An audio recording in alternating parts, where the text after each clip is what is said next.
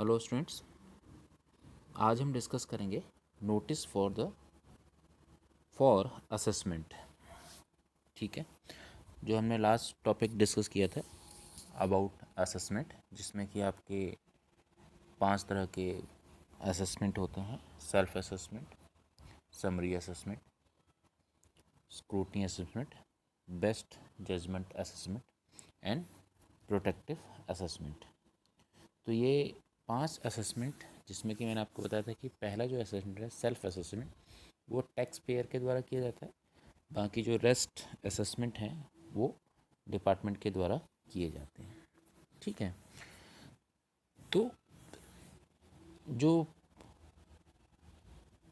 Notice आपको department के द्वारा अलग अलग सेक्शंस में, डिफरेंट सेक्शंस में आपको भेजे जाते हैं, डिफरेंट कंडीशंस में भेजे जाते हैं। अगर आप अपना ITR, इनकम टैक्स रिटर्न जिसको हम कहते हैं, if you submitted in time with proper documentations, और उसमें आप कोई भी अर्थमेटिकल एरर या टैक्स कैलकुलेशन एरर नहीं करते हैं, तो ये जो प्रोबेबिलिटी है वो लगभग 0% रहती है कि आपके पास कोई नोटिस आए। लेकिन अगर आप अपनी ITR टाइम से फिल नहीं करते हैं, पहली कंडीशन है कि आप अपनी ITR को टाइम से फिल नहीं करते हैं, तो टाइम से फिल नहीं करेंगे तो उस केस में आपके पास जो नोटिस आएगा वो अंडर सेक्शन 142(1) के अंतर्गत पहला नोटिस आपके पास आएगा कि आप अपनी ITR फिल करें।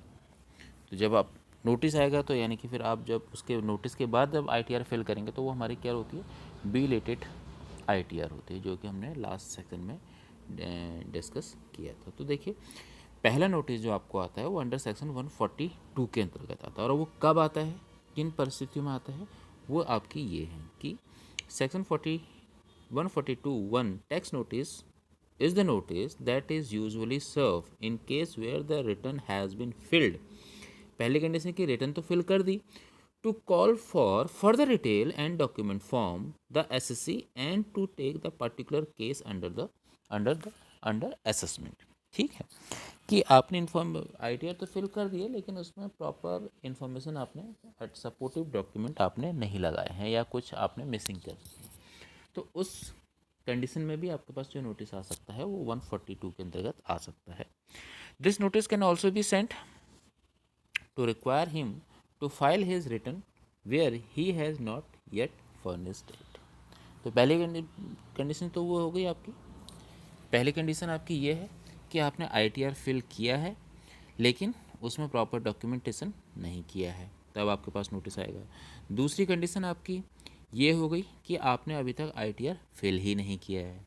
ठीक है, तीसरी कंडीशन देखिए क्या है, this notice issued when information is missing from the tax payer and. ठीक है, कुछ इन्फॉर्मेशन आपकी मिसिंग है, ये आपकी तीसरी कंडीशन है। Then for the purpose of making an assessment, the AO assessing officer जो होता है वो क्या कर सकता है, आपको 142 के अंतर्गत नोटिस भेज सकता है। जैसे कि इसमें यह है, serve a notice under section 142 for furnishing the ROI return of income जिसको हम कहते हैं। Second, to produce such document और accounts return must be filed earlier. कि सेकंड कंडीशन क्या बन गई कि आप अपने अकाउंट्स बुक्स वगैरह सपोर्टिंग डॉक्यूमेंट जमा करें। आपने ITR पहले ही जमा कर दिया, लेकिन आपने जो सपोर्टिव डॉक्यूमेंट हैं वो आपने अभी तक फिल जमा नहीं किए। या तीसरा, call for information he may required including assessment of assets and liabilities return must be field early.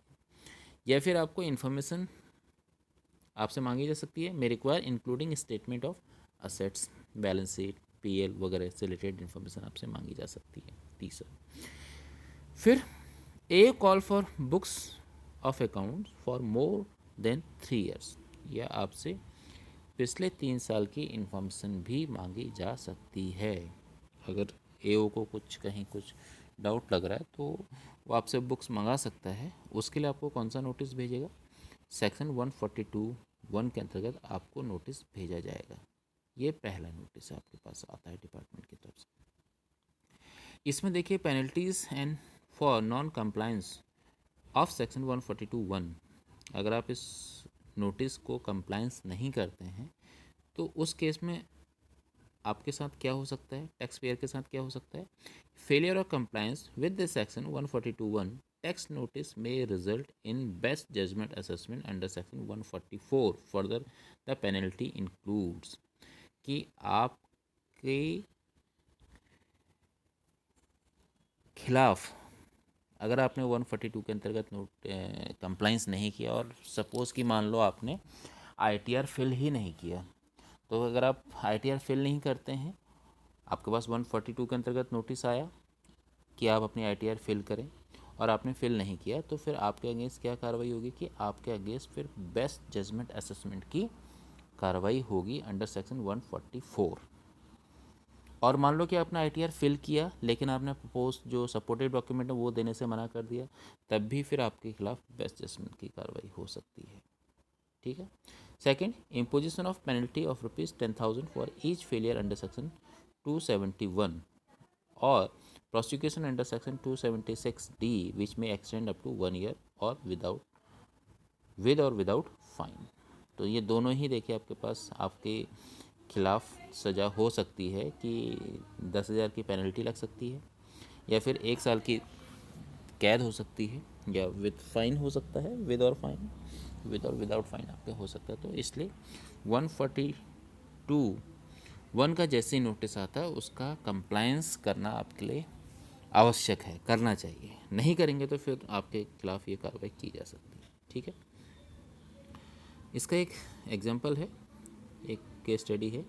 After the completion of assessment under section 143 on the status as RNOR residence but not ordinary residence, जिसको हम कहते हैं, AO issue notice under section 142 stating that the status of SSC as RNOR residence of ordinary is rejected, is he justified.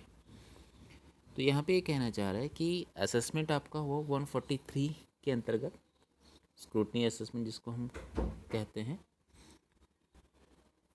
143 में आपका scrutiny assessment आपका होता है। पहले आपका स्क्रूटनी असेसमेंट हो गया, उसके बाद आपको 142 में एक नोटिस आया कि आपका रेजिडेंस स्टेटस जो है वो रिजेक्ट कर दिया गया है। तो क्या ये जस्टिफाइड है? तो ये जस्टिफाइड नहीं होगा कि पहले रेजिडेंशियल स्टेटस डिसाइड होगा, उसके बाद ही असेसमेंट प्रोसेस स्टार्ट होती है। ठीक है। तो no status can be determined while calling for information under section 142। Vijay Mallya का केस है 266 ITR 329, इसमें ये आपका है केस, तो आप इसको देख सकते हैं। तो मतलब रेजिडेंशियल स्टेटस जो होता है वो सबसे पहले डिसाइड होता है, उसके बाद फिर असेसमेंट होता है कि कौन सा असेसमेंट होगा, समरी असेसमेंट होगा या स्क्रूटनी असेसमेंट होगा या बेस्ट जजमेंट असेसमेंट होगा या क्या होगा। ठीक है, ये बाद में होता है, पहले रेजिडेंशियल स्टेटस डिसाइड होता है किसी भी टैक्स पेयर का।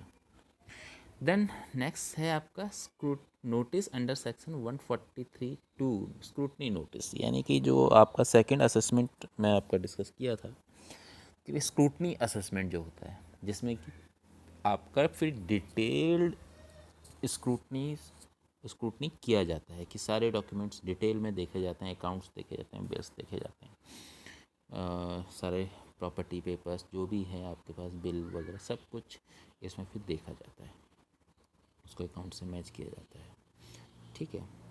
तो ये नोटिस कब आता है आपके पास? जब आपके स्क्रूटनी में आपका केस आया है। So this notice is basically sent after notice under section 42(1) has already been Saint.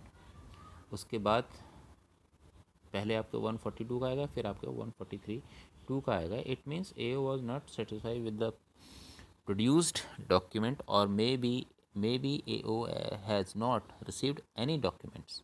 दोनों ही स्थिति हो सकती है। If you get notice under section 143(2) it means your return has been selected for detailed scrutiny by your assessment officer।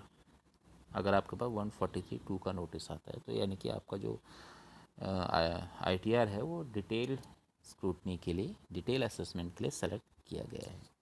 So this notice can be served up to 6 months जो हमने वहाँ पे डिस्कस किया था scrutiny assessment, after the completion of relevant assessment year. So where the SSC has not furnished his return of income, then notice under section 143(2) cannot be issued to him and also scrutiny assessment cannot be done. ठीक है कि भाई जब आपने ITR ही fill नहीं किया तो फिर आपका स्क्रूटनी कहाँ से होगा.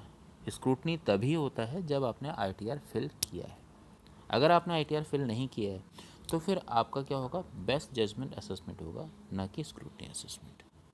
ठीक है. In such case direct best judgment assessment under section 144 is done by AO. So AO cannot reduce the income below the written income and can assess the loss higher than the written loss under the scrutiny assessment as per section 143. तो देखो AO जो है वो scrutiny assessment cannot reduce the income below the return income, यानी कि ITR में जितनी income दिखाई है उससे कम इनकम नहीं दिखा सकता. ठीक है. इनकम बढ़ेगी, वहाँ पे इनकम कम नहीं होगी, इनकम बढ़ेगी. और जो लॉस है वो क्या होगा, हायर देन रिटर्न लॉस. और जो लॉस है उसको ज़्यादा नहीं दिखा सकता. ठीक है. अगर उसका इनकम बढ़ने की बजाय घट रही तो फिर किस बात का स्क्रूटनी है. स्क्रूटनी तो होती इसीलिए ना कि उसने अपनी इनकम कम दिखाई है. डिपार्टमेंट को ये डाउट होता है. तो जब ये डाउट है तो नेचुरली कि इनकम बढ़ेगी और लॉस क्या होंगे, कम होंगे. ठीक है. जिससे कि डिपार्टमेंट को ज़्यादा से ज़्यादा टैक्स आए. The notice might ask you to produce document in support of deductions, exemptions, allowances, relief, other claim of loss you have made and provide proof of all source of income. तो यहाँ पे आपको जब scrutiny notice आपके पास आता है तो जो स्क्रूटनी असेसमेंट होता है मैंने आपको बता ही रखा है कि स्क्रूटनी में फिर सब कुछ आपका डिटेल में असेसमेंट किया जाता है, डिटेल में चेक किया जाता है, जिसमें कि आपने डिडक्शंस जो लिए हैं उससे रिलेटेड डॉक्यूमेंट चेक किए जाएंगे, जो आपने एग्जाम्पशंस लिए हैं उससे रिलेटेड, जो अलाउंसेस मिले हैं उससे रिलेटेड डॉक्यूमेंट चेक किए जाएंगे, जो आपने रिलीफ लिए हैं उनसे रिलेटेड डॉक्यूमेंट चेक किए जाएंगे कि आपने सब कुछ प्रॉपरली किया है या नहीं, कहीं गलत तो आपने नहीं कर दिया है. तो ये सब कुछ उसमें फिर चेक होता है. Section 143 enable the assessing officer to make a regular assessment after the detailed inquiry. ठीक है. तो असेसमेंट डिटेल इंक्वायरी के बाद रेगुलर असेसमेंट इसमें हो सकता है. तो देखो ये चार्ट है, इसमें क्या है, देखो पहले आपके पास सबसे पहले 142 का नोटिस आएगा. ठीक है, कि आप अपनी ITR फिल करो.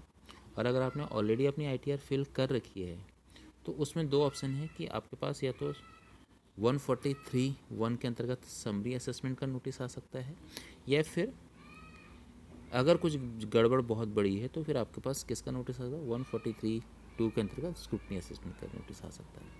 और अगर आपने ITR फिल नहीं किया है तो फिर, और आप कंप्लाइंस भी नहीं कर रहे हैं, जो नोटिस आया उसका कोई जवाब नहीं दे रहे हैं, तो फिर आपके खिलाफ़ कौन सी कार्रवाई की जा सकती है, ये वाली कार्रवाई की जा सकती है, जिसमें कि बेस्ट डिपार्टमेंट फिर खुद ही अपनी तरफ से सारी डिटेल आपकी कलेक्ट करेगा, आपसे मांगेगा, आपको देनी पड़ेगी और वो खुद आपकी इनकम का असेसमेंट करेगा अंडर सेक्शन 144, जिसको हम क्या कहते हैं, best judgment assessment under section 144.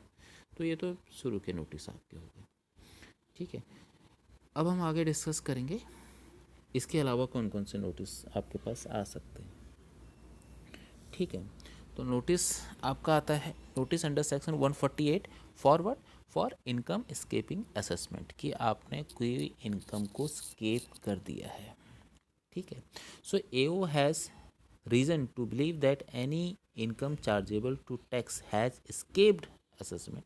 He may assess or reassess such income which is chargeable to tax and has escaped assessment. तो वहाँ पे फिर क्या होगा, आपने कोई इनकम दिखाना भूल गए आपने छोड़ दी, तो वहाँ पे फिर आपका रीअसेसमेंट होगा और उसको इंक्लूड किया जाएगा और दोबारा से आपको टैक्स देना पड़ेगा उसमें. तो initiate proceeding under section 147, the AO is required to have a reason necessarily and the onus of stating the reason is on AO. ये किसके ऊपर रहता है, AO के पास इसका रीज़न होना चाहिए. The notice under section 147 cannot be sent in regard to the income involving matter which are the subject matter of any appeal reference और रिवीजन। ठीक है, तो ये मैटर नोटिस अंडर 47 में जो आएगा, can not be sent in regard to the income involving matter which are subject to matter of any appeal, reference और revision से रिलेटेड ये मैटर नहीं होगा इसमें। ठीक है, अपील से रिलेटेड नोटिस नहीं होगा या रेफरेंस या रिवीजन से रिलेटेड नहीं होगा। इसमें किसका होगा कि आप कोई इनकम आपने स्केप कर दी है तो उससे रिलेटेड आपका ये नोटिस आपके पास आता है,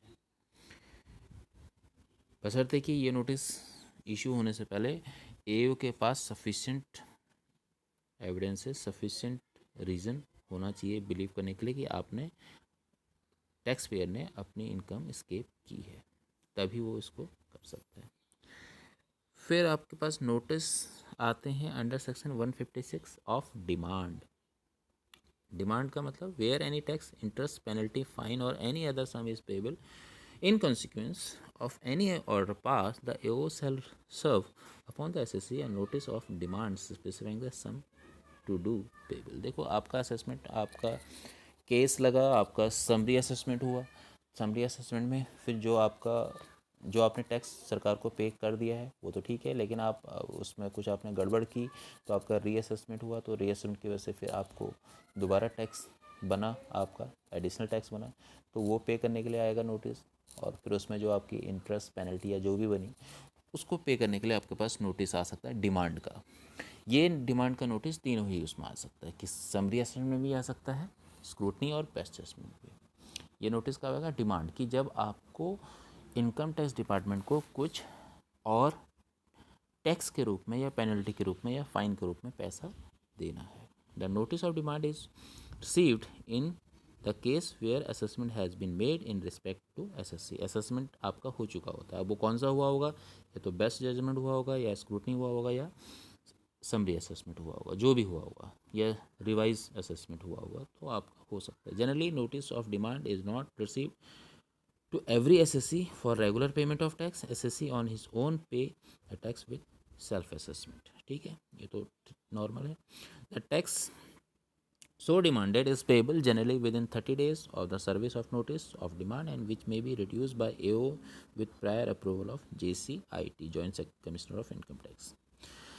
In case of delay payment of tax, the SSC shall be deemed to be in a default is liable to pay simple interest under section 221% for every month or part thereof from the end of period allowed under section 153। further penalty to 21 may be imposed। तो फिर आप इसमें भी देरी करोगे तो फिर आपको इसमें टैक्स इंटरेस्ट के ऊपर इंटरेस्ट लगता जाएगा। तो आपकी जो भी आपकी डिमांड आती है वो आप टाइम से जमा कर दें if you are satisfy with this. अगर सेटिस्फाई नहीं है तो फिर आप अपील में जा सकते हैं हायर अथॉरिटीज़ के पास, वो हम आगे डिस्कस करेंगे अपील का matter. Audit of account under section 142A। देखो क्या इसमें कंडीशन क्या है, AO issue direction to get account audited after the completion of assessment, is he right in the doing so. मतलब कि आपका असेसमेंट हो गया और असेसमेंट के बाद आपसे कहा जाए कि आप अपने अकाउंट का ऑडिट करवाओ, तो क्या ये सही है? No, this is not correct. पहले आपका अकाउंट ऑडिट होगा या ड्यूरिंग द असेसमेंट प्रोसीजर में ही आपका अकाउंट का क्या होगा, ऑडिट होगा। कुमार फिल्म्स प्राइवेट लिमिटेड में ये कहा गया है। ठीक है, असेसमेंट के बाद ऑडिट नहीं होता है, ऑडिट पहले होता है फिर असेसमेंट होता है, या उसी पीरियड के दौरान चलेगा। Then intimation under section 141 is not an assessment order. Intimation issued without prejudice to the notice under section 143। तो जो 143(1) में जो आपके पास नोटिस आता है स्क्रूटनी का, तो वो असेसमेंट नहीं है। ठीक है, intimation issued is without prejudice to notice under section 143(2) Rajesh Jiwari के स्टॉक केस में कहा गया है। Then CIT has no power to revise under section 263 in case of summary assessment. Summary assessment को रिवाइज करने की पावर नहीं है। ठीक है, किस केस में कहा गया, PNH हाई कोर्ट इन करतार सिंह के केस में कहा गया है। Can return be revise after processing under section 143(1)। Scrutiny के बाद भी रिवाइज की जा सकती है। यस, कोस्टी SR वाले केस में कहा गया है। स्क्रूटनी असेसमेंट को, फिर भी आपका रिवाइज किया सकता है, may be yes. 143 two notice has to serve and mere issue is not sufficient. Lunar Diamond के केस में कहा गया है, वर्धमान के केस में कहा गया है। Can intimation notice of 43 be issued after the issue notice of 143(2)? किया सकता है, no, where 143 notice can be issued after issue of intimation under section 143(1) Gujarat electricity board में कहा गया है। ठीक है, no fresh claim can be made before the AO otherwise then by way of revise return. ठीक है, and satisfaction of levy of penalty insertions of 271(1)B satisfaction presumed earlier recording setting was must। ठीक है, देखो 142 और 143 के जो notice हैं उनमें अंतर क्या है। 142 में असेसमेंट नॉट पॉसिबल, उसमें असेसमेंट नहीं होता, उसमें कहा जाता है कि आप अपना या तो कहा जाएगा कि आप ITR भरो, या कहा जाएगा कि ITR जो आपने भरा है उसमें आप सपोर्टिव डॉक्यूमेंट रखिए। ठीक है, वो बेसिक पहला नोटिस होता है। 142 का नोटिस क्या होता है, assessment only if notice is serve. उसमें ITRs आपके डिपार्टमेंट के पास होती है और डॉक्यूमेंट भी होते हैं, और असेसमेंट से पहले उसको नोटिस सर्व किया जाता है। Book of account can be called for 3 years। No such provision, AO can invoke section 131 call for earlier records. ठीक है, notice can be issued even if return of income is not filled। Notice can be issued only if return is filled। No compliance of offences is liable for prosecution and no compliance is not an non compliance is not an offence। वहाँ पे offence है और यहाँ पे offence नहीं है। ठीक है, रिजेक्शन ऑफ बुक सेक्शन 145(3) क्या कहता है, AO can reject the book of accounts if not satisfied with the correctness completeness of account और where the method of accounting under section 145(1) is not followed और where accounting standard prescribed under section 145 have not been followed. तो वहाँ पे आपकी rejection of book किया जा सकता है under section 145(3). Assessment in search case, देखो जब रेट या सर्च होती है तो उस केस में क्या है 53 में, issue of notice to furnish ROI for 6 assessment years immediately proceeding the assessment in which search take place. यानी कि जिस साल टैक्स पेयर के यहाँ सर्च होती है या रेड होती है तो उस साल से लेके पिछले 6 साल तक के असेसमेंट ईयर की कॉपी मांगी जा सकती है। देखो किस केस में, सर्च के केस में, जब सेक्शन रेट का केस होता है तब। Existing assessment for those 6 assessment shall abate और assessment is to be revive if search is annulled. ठीक है, तो ये आपके नोटिस का जो पार्ट है वो यहाँ पे कंप्लीट हो गया। आपके अलग अलग सेक्शन में अलग अलग केस में अलग अलग तरह के नोटिस आपके पास आते हैं, तो हर नोटिस का एक मीनिंग होता है। आपके पास जो भी नोटिस आएगा उसमें सेक्शन मेंशन होगा, आपको उसके अकॉर्डिंग कंप्लायंस करनी है। ठीक है, तो ये चैप्टर आपका यहाँ पे ख़त्म होता है। Thank you.